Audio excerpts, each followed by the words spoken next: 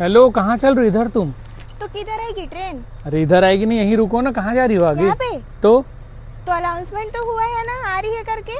ठीक है, अनाउंसमेंट हुआ है, लेकिन जो कोच है तुम्हारा यहीं पे है ना। अच्छा, तो यहीं पे आएगी। हाँ, इधर कहीं बैठ जाओ, बैठने का होगा तो। वो तो रखा है, चलो बैठते हैं यहाँ पे। चलो बैठ जाओ। आओ। चलो बैठो तुम नहीं बैठोगे? मैं नहीं बैठूंगा। तुम भी बैठ जाओ, पता नहीं कितने टाइम में आएगी। वैसे अलाउंस तो हो गया है। आ जाएगी जल्दी।